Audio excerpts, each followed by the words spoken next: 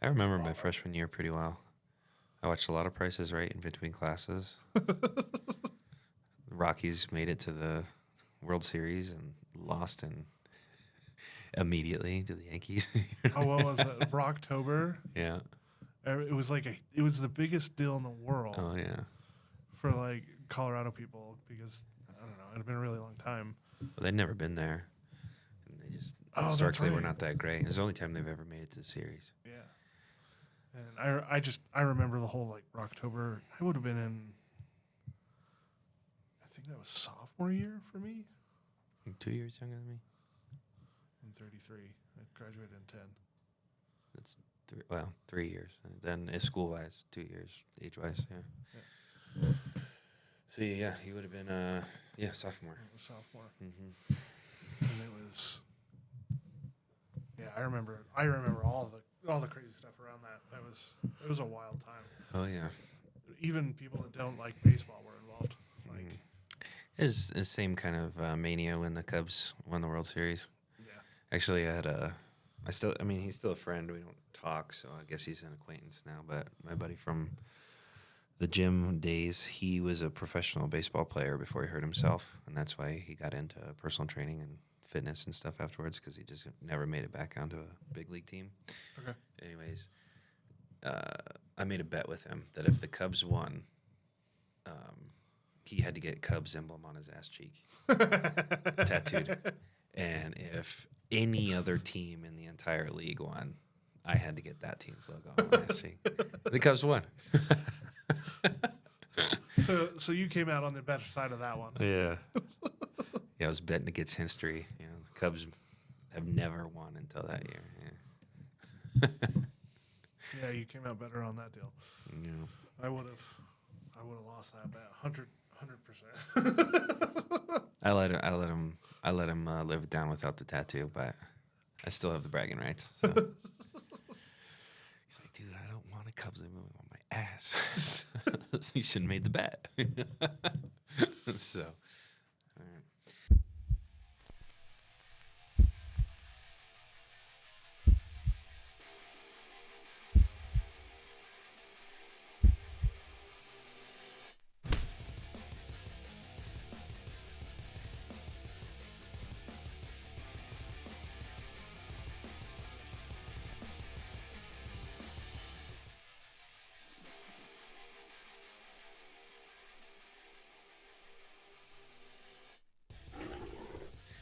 All right, folks, welcome back to another episode of Into the Lion's Den with your hosts, and today's new host, Mr. J.D. Stevens and Christian Griffith of Pride Roofing and Construction.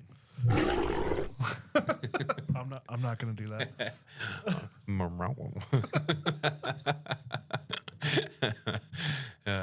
Anyways, so we're introducing today's new host, Mr. J.D. Stevens. J.D., why don't you just tell us a little bit about your time, I guess your life. Just tell us about life. Well, I mean, I don't know. I have all kinds of life stuff to talk about, but I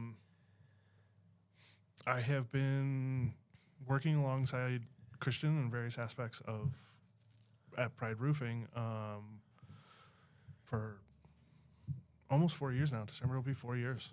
4 years. Yeah. Damn, you've had to deal with me that long. I sure have. Willingly. So I kind of, I've done that. I started in management before I came here, so I was primarily in retail management. That's a lot of where my background comes from, is specifically dealing directly with the public, dealing with young staff. I guess dealing is probably not the right word, but working with the public and working with young staff. And tolerating. There's definitely You're times. a senior tolerator. I worked in ranch and feed for a number of years, and there's definitely a lot of tolerating that goes on in that industry. Of like, I love working with the people from those communities, but horse people can be very, very entitled people. Entitled, brash, hard. brash hard, which I'm fine with brash and hard. I typically tend to land firmly in that camp. But there's just times when it's hard to deal with. Of like you're just like, man, how about we just 3 notches, just tone it back 3 notches, man. I'm trying to help you out. I just don't understand what you're asking for because you're calling it something that only you and your family have called it for 20 years. So I've bring me the Nipsey Daisers. exactly. It's a lot of stuff like you got that. Husker do's or Husker don'ts. You're gonna tell me you run a fireworks stand? But so I did management, and then before I was working in farm and ranch, specifically like with tools and in warehouse management. I worked for a large shoe company. I worked for about 4 of their retail locations. And I did that for about 8 years. Wow, it didn't feel like that long when I was doing it. But I got the privilege of working with some really neat people when I was working for that shoe company of former VP of JCPenney. I got to work alongside her. She was our district manager. She just stepped back into a district management role to have more time with her family. And talk about an intimidating lady. But wicked smart and allowed me to do a lot with that company. Yeah. As far as I was still just a retail associate, but she had me going and helping fix other stores. Basically go in and stores that hadn't been following policy and helping them reset to planogram and clean up inventory of like, hey man, this stuff should be clearance and should have been sent to a clearance center. Like, why do we have 3 years worth of stuff in here that your store hasn't carried for 3 years? Like your brand, because they would be like the top end stores are called concept stores, so the newest and all the stuff coming in. And then I worked at the warehouse level typically, which is where all your clearance goes. And so I would see everything from like, it was Skechers, so like I saw every version of Shape Up you can ever think of. I don't know if you guys know about the craze that went on around those. Didn't it cause leg problems? So the Shape Up, like shin splints and hip injuries, stuff like that. I think it could in some people. They were so aggressively curved on the bottom. I had to wear for a while because I work for them. You have to wear their shoes, and so I wore multiple versions of like the Shape Up line, but not necessarily the Shape Up. They had other versions that came out later. So walking around on rocking horses. There'd be times I lean back on my heels sometimes when I'm talking to people or like talk. I nearly fell so many times. I was so nervous. We had an older lady come in whose friend was in love with him, and she put a pair on, but she was unstable when she came in the store, and I was just like, they're really comfortable, but I really don't know that this is going to be a great fit for you. Like, I have a lot of other great options type deal. But she just refused to hear anything but trying those on, and she nearly fell, and it was scary. But so that's where my background comes from, of like very customer facing, dealing with customers every day. There's a lot of systems management. It sounds like you were learning how you're growing your roots in systems management there. Yeah, that's because I take care of systems here. I take care of systems for Pride Roofing. I mean, that's really where I've found that I love what I do. Even over when I went into Farm and Ranch and was running the warehouse, that's still very much like, I guess it would be considered logistics at that point, but it's very much the operations. I started moving away from the direct customer facing quite so much. They eventually moved me back into it because I'm very good with the customers, but I went through a period in my life where I was like, I don't want to deal with the public. I do that like every other day. Yeah, but for like I think the first year I worked for that farm and ranch company, I worked in the warehouse and I avoided customer interaction to about 95% of my time there. And so I didn't interact with the public for a really long time, which was really powerful for what you're talking about with systems and helping correct problems and the knowledge base that helped me form on top of what I built when I was working with Skechers of just this is how we do things. So I was really lucky of like people disclude retail a lot of times when they talk about things, but there's a reason that retail companies for a really long time are so successful, and it's because they have exacting standards for everything.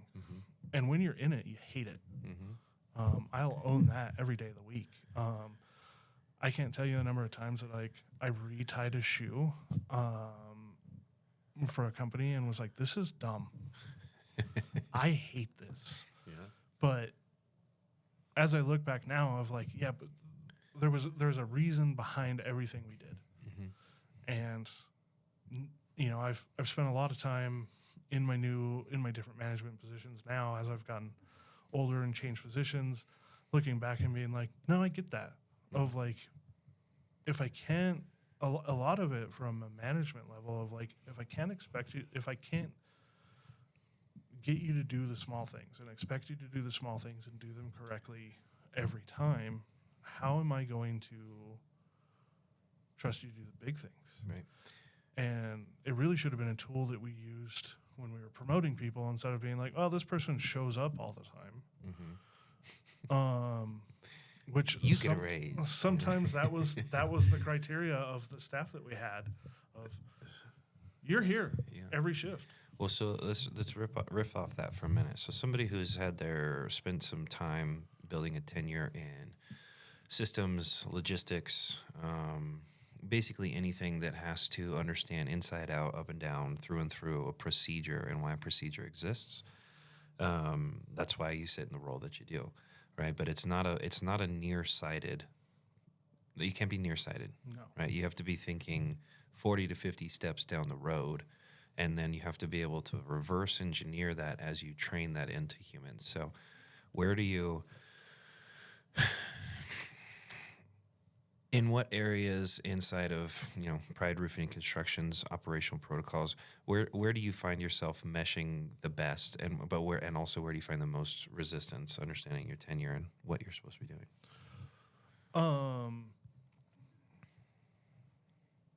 Wow, that's kind of twofold. Of like, I typically find this. I typically find myself meshing more along with like the production side of things and operations. Of here's how we do these things. But I find that mesh kind of rotates per like, I don't want to call it season, but it seems like when we're building new operations and we're correcting things, you'll get one part of the team, one leg of the entity into a place where like, awesome, I really like the way that this is running. Their management team is communicating well with each other, and they're communicating well with the people below them and above them.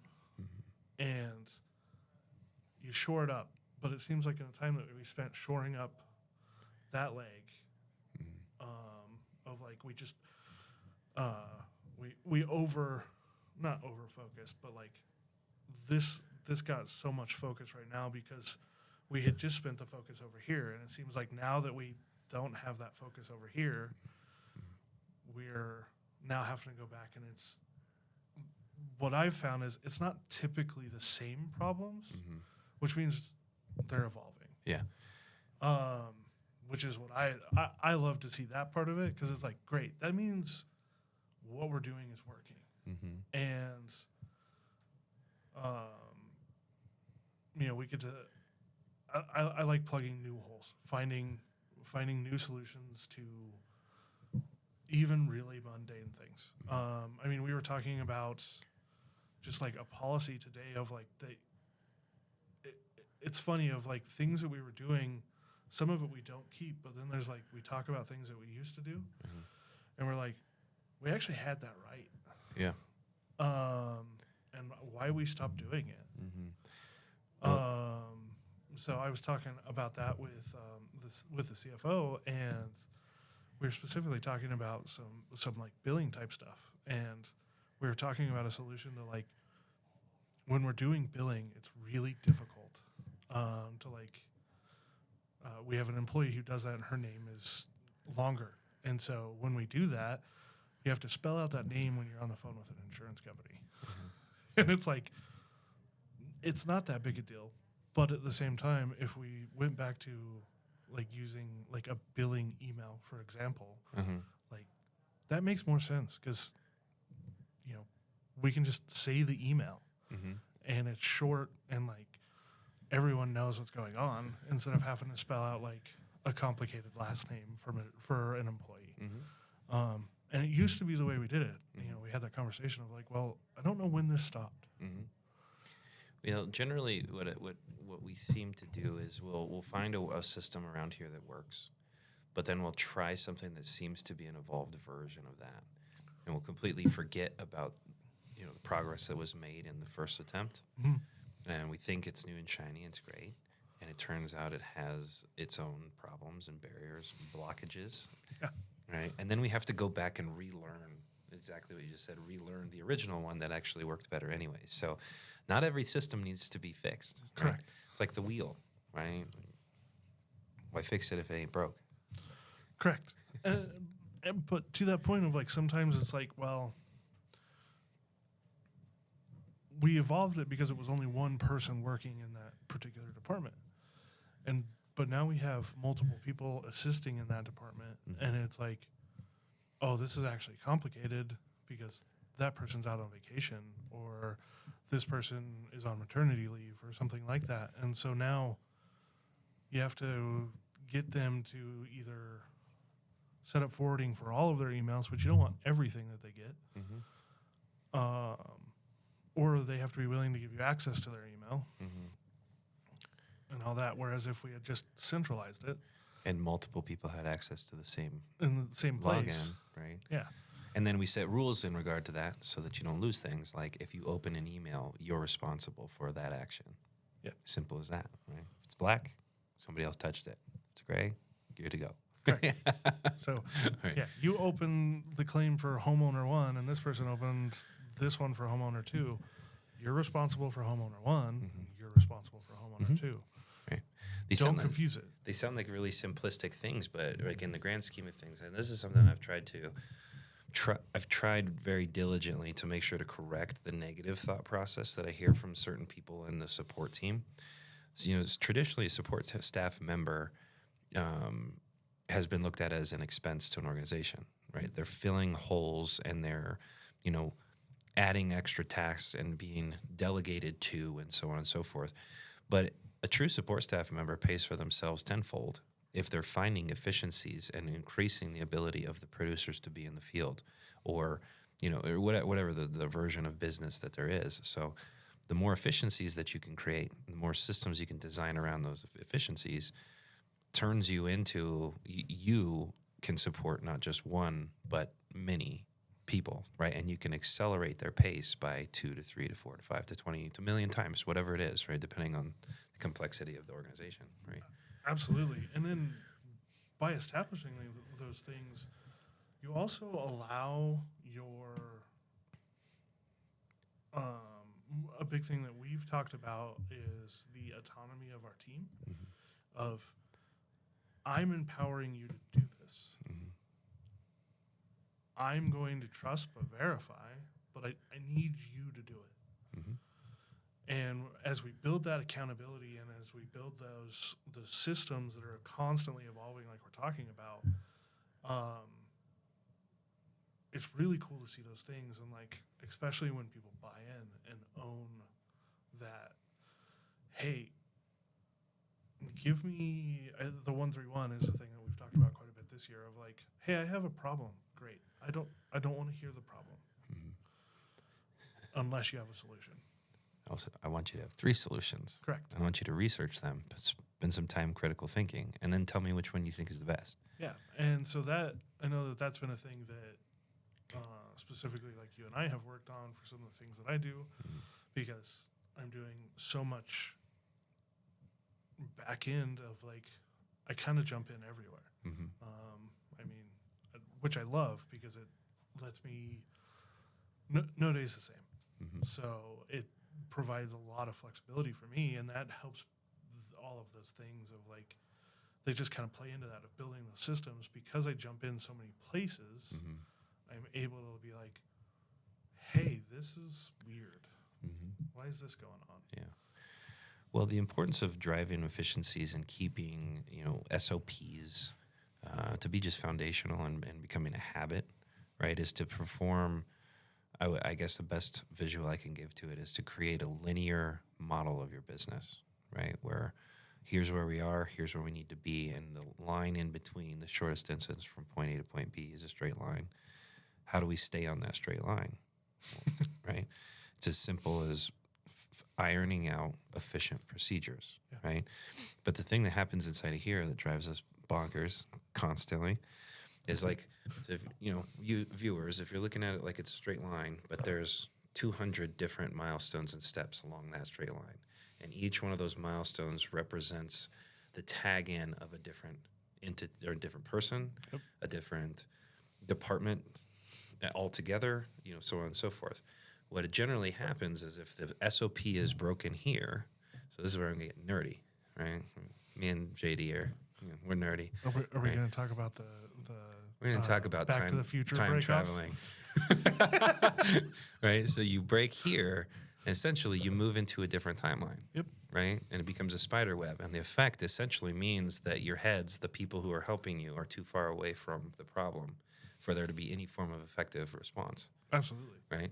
So you're creating parallel universes. Yeah, we're now in the one where right. We might eventually get to here, but we took so many different routes that it took us 8 times longer, and all that we needed to do was stay consistent with our systems. Correct, and like push. We notice a lot with like seasoned veterans that join us. Of I have a system that works great for me, and I want to do it this way. Awesome. No. Awesome. Look, here, in this organization, right, we love to hear the thoughts because we wouldn't ever pretend to think that we're perfect. No. But a person, a Mustang, call it, right, a wild guy, somebody who's done this for forever, comes in and wants to change the script. Yeah. Nobody can support you. No. Right? You lose the efficacy of the entirety of the support staff and all of your peers. Yeah. Right? So you're a one-man show out there, and all it does is generally leads to that person thinking the organization does not want to help them. Right? Correct. And we run across it, and I think that, in that building, I don't know how many times you and I have said the sentence of, we told you to do it the way we told you to do it for a reason. Right. You specifically, and then, because I've built off of the knowledge that you provided, and I see the things and, what my background, we see what happens when, like, sure, there are changes we can make that make us more efficient, but at the same time, the way we're currently running it isn't based off of one person's experience. Right. And we've really grown the, like, steps and things that we have to do based on feedback that we've gotten of like, hey, I don't understand why we're doing this. Could we do these things? And that's been very powerful for us. But at the same time, that stuff is typically added into as another, like, we're flattening the line of like, instead of that creating a parallel universe, we're flattening it into our line so we stay in the same universe. Well, and a lot of the times it's so that's why we want to keep the open door policies around here. That's why we want everybody to have their voices heard, right? When somebody runs into friction or they're realizing they're performing the same task multiple times, as a business owner, the first thing I think of is wasted money. We just lost profit, right? So I'm very interested But what most people don't grasp, right, when they're the nearsighted folk that work for us, right, what they don't grasp is if you change that without A, understanding what ripples you're going to cause, and B, understanding the seasonal nature of your organization and when you should input this new protocol, because you can change this line. If everything's done at the flip of a switch and a sweeping change, the line's here, right? It's very simple. It's elevated and everything works great. But if you don't, you have individual silos. Right? I talked about that in a management meeting a couple weeks ago, or actually in the Monday meeting with the whole team. So what it felt like before we started to do the great reset of 2024, right? Shaking things up a little bit, right? What it felt like was, at the time we had 25, 26 people, somewhere in there, 26 employees. And 26. Call it 25 employees, right in the middle. We have 25 employees. What it felt like was there was 25 businesses that all just happened to have the same logo. Yes. Right? A lot of running in circles, a lot of running on treadmills, a lot of energy expense, but very minimal, if at all, progress. Hamster wheels. Yeah, right? Right? So everybody's working their tails off, yet we're going nowhere. That's a lot of that's frustration. Right? That leads to resentment, that leads to anarchy, that leads to whatever you want to call it. Everything that can pop up from there, mutiny. Oh. The big thing that pops up, though, is, it starts to feel like the management team is failing the people that aren't in management roles. Mm-hmm. And that creates resentment. Because ultimately, these decisions do come back on us of, did we let a problem exist too long? Which, if I'm being honest, I think we've been guilty of we let things go way too long. At times, sometimes we're like Johnny on the spot, and it's just like, oh wow, okay, let's keep moving. But then there's been times when we and that creates a different type of resentment, and I think that's what causes that 25 silos we're talking about. Is this person over here is just like, well, this is the way I'm going to do it because nobody will tell me how I'm supposed to do it. It's like, no, but we did tell you how to do it. And then we have honest conversations with those people, and we're like, well, we told you a version of how to do it. I feel like instead of having the versions build on each other of like, this is version 1.3, or like this is Iron Man, this is the Mark 31, and then the Mark 32 is better. Yeah. It felt like we were building the Mach 31 and then being like, well, but I kind of like the Mark 28 better. And even though it has, less, the technology is different and all of these things, I kind of like that one better. And so this guy's operating in the Mark 28, and then this person over here is operating in the Mark 33, and it's just like, what's going on? And one of them has an old school Renaissance shield and a sword. Yeah, there's just one dude that's just like, suit's uncomfortable and hot. So we're gonna leave for snacks. You guys bringing burritos today? Yeah. I'm kind of hungry, man. Yeah. That's but. I'll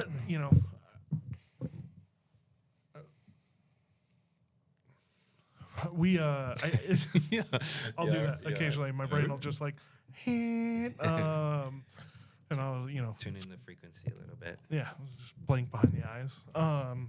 But it's been really fun for me to, in my position of the systems, to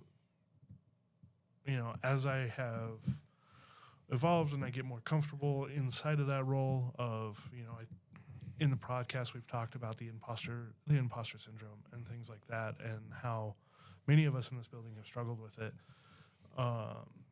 And so I definitely related to that when I first took over this position of like feeling underqualified or not qualified even in the slightest at times. but as I've grown into the role and like realized that like, no, I actually do have the background for this. It's been really nice to bring all of these solutions forward and put them into the management, starting at the management team and then building them down into the team and like realizing, I mean, if we're talking about abandoned things, one of the systems things I did to assist specifically our sales team is I would send out training emails of like, here's a quick 2-minute brush up on a random subject of like that specifically pertains to systems. And I was doing that, once a month I would send one of those out and I wasn't getting any response on it. So I don't know if it was being read and it seemed ineffective. And then I just kind of was like, well, I don't really need to do that. But then I just did it again on, one I had done previously. And the response from the current team was just like, great, this is very helpful, but I put a lot of time into that particular one of like, and it's one that I used back when I was doing this, but it has screenshots and it's an exact walkout of what the policy of like, here's why. So here's what I want you to do. Here's why I want you to do it. And here's how to do it. And it was an exact walkout.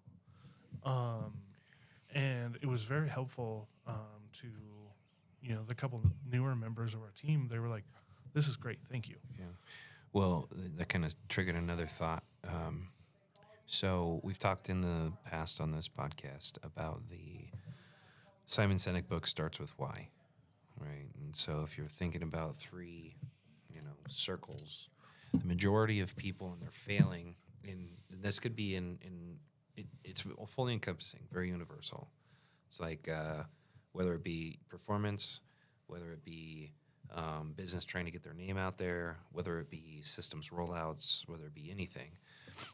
Most people are focusing on what they want to have done, right? But there's no girth to that. There's no I don't know if girth is the right word, but there's no density to it. There's nothing to digest, right? So it's kind of just like, okay, cool, on to the next.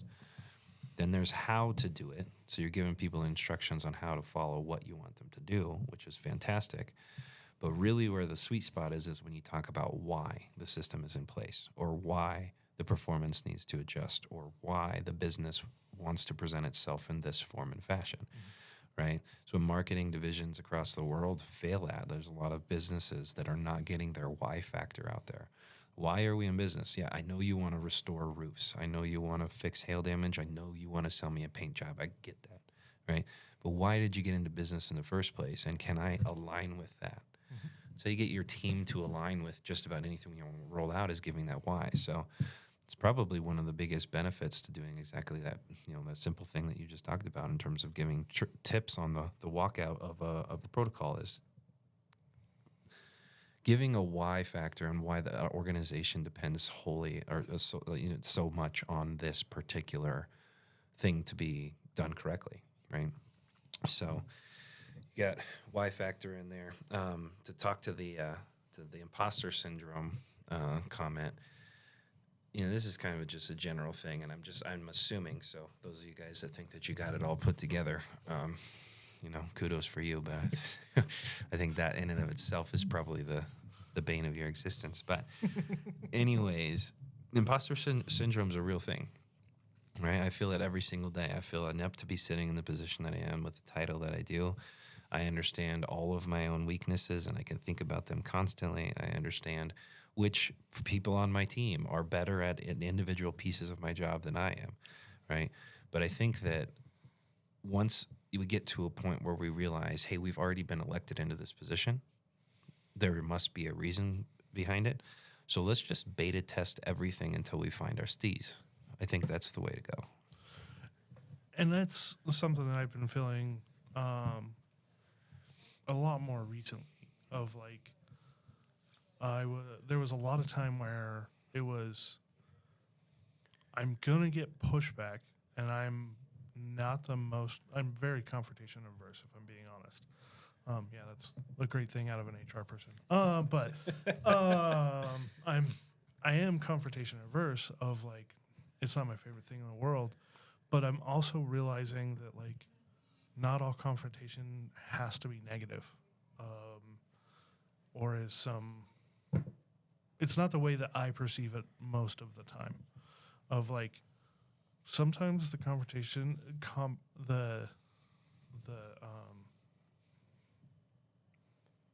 wow, I totally just lost that thought. The confrontation. Yeah, the confrontation is just a conversation that you went in, that you built up way too much in your head.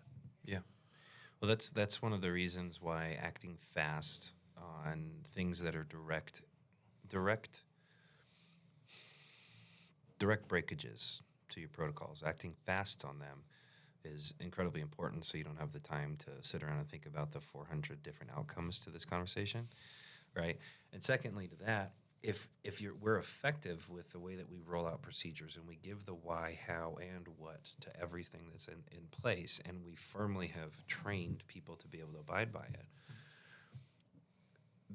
confrontations, HR confrontations, any form of confrontation really shouldn't be, at that point, completely devoid of emotion, because the breakage, therefore, is on the person who broke it. Correct. Right? And it's as simple as, this is the data. This was what you were supposed to do. However, you did this. Explain to me why. Okay. And then we're going to make a correction based off of that. And if we see a pattern to it, okay, let's get rid of the pattern maker. Right? If there's no pattern to it and we can adjust it, that person got better. Correct. And it's all emotionless. Correct. And that's the big thing that I'm learning, is because I typically tend to be explosive in my emotions in every regard, of like humor, all of it. I'm just, yeah, I have a wide range. So like what you're talking about, of like, it has to be based on exactly the procedure and exactly what we've built on, of like, we do it this way for a reason. This is what happened. Here's how we fix it. Nobody's mad. There's no emotion. This isn't personal. Like, this is what happened. Yeah. Here's how we fix it. You failed in your job. You knew this because you were trained this. How do we correct it? Yeah. Simple as that. Right? So I guess we could wind this down. Obviously, you and I could probably sit and talk about operational efficiencies and systems and all the different cool examples of breaks that we've caused ourselves. I have a long-standing joke that JD didn't even realize until I told him that it was a joke, but for the last about 3 years, JD and I and John O'Brachta are always the last 3 people out the door on a Friday. A different order, but it's always us 3 the last ones out the door. And every time I walk out, I've said the same thing. One day we're going to win. Right? Because the whole week goes by and it's just like, you realize just how much shit you were doing in the trenches that whole time. We're like, we'll figure it out eventually. Right? I mean, definitely. I mean, and my response to that every time I've heard it is just like, we're winning. I was like, yeah, I'm hard on myself. We're doing good, but yeah, of like, we might be, 25 and long, but like, it's one of those ones. We're still in like a scoring area, yeah. right? Like we're barely there, but we're there. We're not on our 1 yard line. We're we've got 1 point type deal. I'm going to totally butcher sports analogy, so I'm going to stop. Well, no, it makes total sense to me. You were in the red zone, fumbled 3 times this week, whatever. So, anyways, I guess that being said, we've learned a little bit about systems and efficiencies and how important it is to stay on that timeline, stay linear with everything that you do, give the what, how, why, and everything that you do, so that you can remove emotion from the conversation and allow your protocols to play the way they're supposed to. So, learning lessons. What are a couple learning lessons that you've learned in your position that you can give to the viewers so they can either avoid them or learn from them, what have you? I mean, the biggest learning lesson for me has been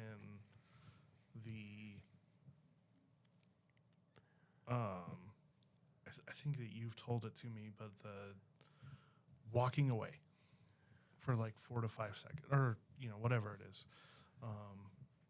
Sometimes you just have to walk away from a thing of like, it's not even because like you're frustrated, or sometimes it's just like I'm looking at all of it, but the only thing I'm focusing is on this instead of like looking at the whole thing.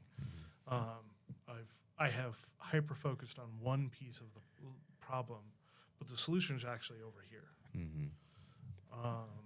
So the biggest learning lesson I've had in systems is, save everything. I made that mistake a couple of months ago. Keep the receipts. Yeah. I didn't save a file, and it made my life something that could have been fixed in 10 minutes took me about 3 hours. So save everything. Organize your files. Please. Consolidate things into the correct places. Erase your emails or categorize them. He has an absolute aneurysm when he looks at my computer because it's like, well, it's mostly my email. I have 80,000 emails that are not erased from 3 different email areas.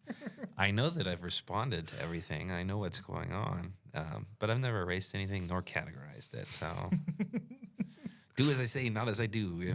Oh man, I can't claim perfection in this. I think I'm up to like 11 that are just like in my inbox of like, I'll get to it eventually. 11,000 or 11?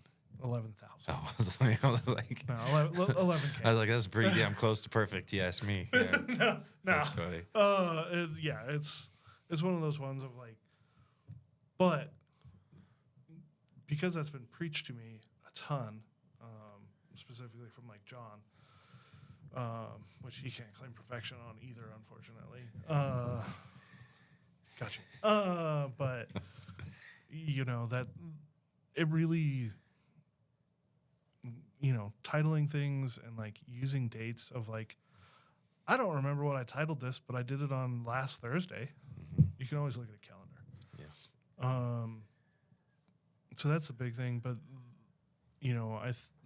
the main learning lesson that I have, and the thing that I have to remind myself every time I run across problems, because that's really what I do most of the day, is problem solve. If it gets to a point where like it's just irritating, I've been looking at it too long. Yeah. Well, that's we brought John up 100 times. He should be on here since we're talking about him so much. Yeah. But John called it the theta response. He learned this in counseling. But essentially, I mean, this is something that corporations will teach about proper email etiquette, which is like when you receive an email and it's not something that you wanted to read it 2 or 3 times. Step away from it for about 20 minutes to allow yourself to reset your emotions before you start to respond. I can give a clear example from my life. This was a trigger point to the landslide that completely demolished my professional growth in my first real career, and it was an email response. How dumb is that, right? How dumb is that? But I responded out of anger to an email that made me angry. Frankly, this person should not have been somebody I was working with. He was, let's just say, he didn't earn the job. Let's just call it that, right? I responded out of anger, and things started to tumble downward and become like the snowball effect, bigger and bigger and bigger until they were insurmountable. And a career I gave my life to for 6 years essentially just became nothing. Yeah. Right? So it's important for people to take some of this information and run with it, right? Set yourself up to remove emotion from the conversations that you have inside of a workplace. Give so much guidance and so much, and make sure that you trust and verify on everything that you hand out to people that there is comprehension to what it is that they're going through, whatever that process, that procedure, that turn in step, whatever you want to call it. If everybody understands it, then the breakage is something that you don't have to get emotional about. Yeah. You just have to act on it. That's it. Right? Yeah, I think the trust but verify thing is gonna be a mantra around here. Yeah. Of Yeah. especially as we move people into management roles that maybe haven't ever had them or had them at different capacities. There's going to be a lot of like teaching that of like it's okay to ask people to do things and expect them to do it. But you should drop in on it every once in a while. Yeah. It's good management. Well, and you're giving, creating expectations. That should be part of the processes that you're rolling out, is creating an expectation. So these are the timelines by which we're going to do it. Do you agree? Do you need more time? All right. Let's both agree this is what's going to take for you to correct this thing. Then I'm going to check in a few times and make sure you get there. Absolutely. All right. So, you got anything else you want to, knowledge bombs you want to drop on the community here? Not really, not today. I have some things that I'd love that we'll get into in the future, but I don't really have anything today. All right. Well, thank you to everybody who's tuned in, and thank you, JD, for bringing some new personality and some flavor in here, plus a way cooler beard than I got. So, shit, I got to become a man one of these days. But anyways, please like and subscribe, engage in the content. Ask us some questions. If anybody would like to be on the podcast, shoot us a direct message, and we'd love to interview you.